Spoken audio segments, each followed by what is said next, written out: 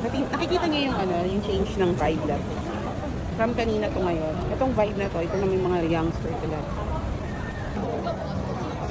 Okay, now she's in Hongdae.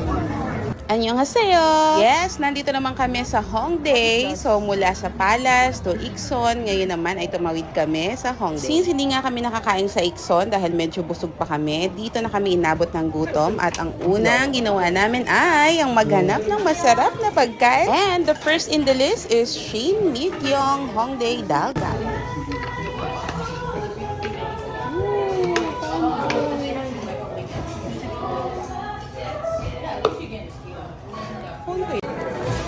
Nanak.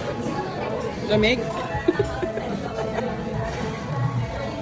Okay, ito. Wala pang order. May mga side dish na kami, guys. Authentic Korean pancake. So, nakikita pa cheese.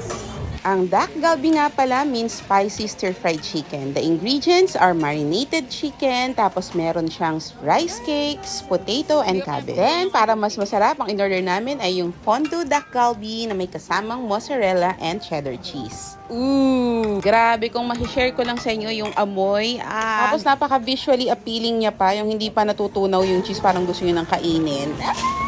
Yung anak ko talaga, kaysa hodang mapaso siya, basta matikman niya na agad.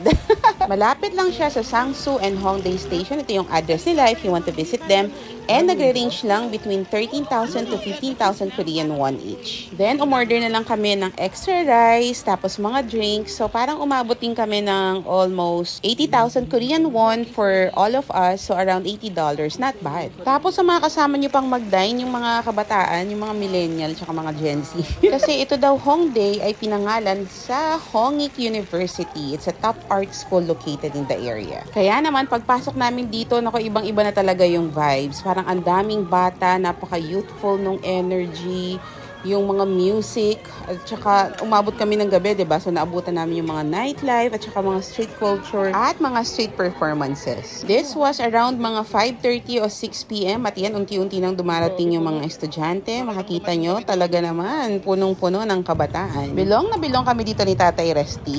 At syempre, bukod pa dyan, ang pinunta talaga namin dito ay ang shopping. Kasi balikan namin, marami ditong mga trendy and affordable fashion and accessories plus K-beauty products. At dahil super bundat kami sa aming late lunch, start na kami ng aming vintage shopping. Yes, sa Hongdae, ang daming mga vintage shop, nakakatuwa. At dito nga nakabili si Baby ng kanyang authentic and brand new Porsche jacket at napakarami pa ditong brands ha. Parang nakadalawang oras din kami mahigit pag ikot-ikot. At nakakatuwa kasi ang dami nilang collections, tapos iba't iba yung mga shops na pwede nyong puntahan, hindi limited lang sa isa o dalawa. Actually, hindi na nga ako nakapag-video kasi busy-busy ang lola nyo.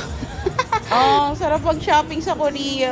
Tapos, magagabi na pala. Naku, nakalimutan ko. Magbo-blow pa pala ng cake ang birthday boy. Kaya naman, nag-stop na muna kami sa pag-shopping at pumunta kami dito sa Holly's Cafe. Dito kami sa 4th floor. Tapos, nakita namin tong napakagandang view sa taas. Grabe oh, makikita nyo yung halos buong busy streets ng Hongdae. Ang ganda. Tapos, subukan yung mag-people watching lang. Tingnan nyo, as in, puro kabataan. Mostly ang nandito. Walang senior citizen. Kaya at home ako dito sa Hongdae eh. Parang dito talaga ako nararapat.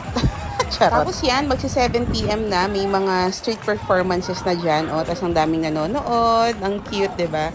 So talagang walang idle time dito sa Hongdae. Ang dami niyong pwedeng gawin. Ang kulang talaga sa amin lang ay time. Kasi syempre limited lang kami ang oras dito sa Korea. Sayang nga. And naka-order na kami sa Holly's Coffee. At naku, napakadaming choice. Kaya nahirapan akong pumili. Pero etong bestseller nila na mango at strawberry ang aking napili. At hindi naman ako nagkamali kasi ang premium lang nung cream. Tas hindi matamis. Ang sarap panalo. Alam nyo ba tong Holly's Coffee pala ang kauna-unahang espresso cafe brand here in Korea. And it was founded year 1998 in Gangnam, Seoul, South Korea. So, good choice talaga na dito na kami bumili ng cake para sa birthday ni Tatay Resty. Not to mention, grabe yung affogato nila tsaka yung caramel latte. Wow. Parang 2 a.m. yata nakamulaga pa ako kasi ang tapang nung kape. Sa price point naman, nagre-range between 6 to 10,000 Korean won yung drinks nila. Tapos yan, paglabas namin ng coffee shop, naku, na-amaze na naman ako sa bulaklak ng Korea. Para talagang plastic, ang gaganda. Ito nga pala ang itsura ng Hongdae sa gabi. Wow, this was Saturday night, kaya naman alive na alive ang lugar. Tingnan nyo, oh, may mga street performances pa doon. At 10 p.m. na to ha, at parang ngayon pa lang nag-uumpisa yung lahat ng mga activities dito sa Hongdae. So yan, pag nasa Korea kayo, sa amin ito sa itinerary nyo kasi ang saya dito, talaga namang walang tulugan. At dahil nga yung kabuuan ng Hongdae Street is a public street, so wala talagang official closing time.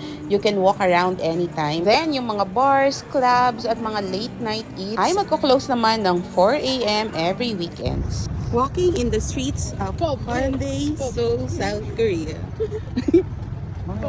At dahil maaga pa nga, itatry naman namin ang MRT ng Korea for the first time. So watch out for our next video. Thank you everyone for watching.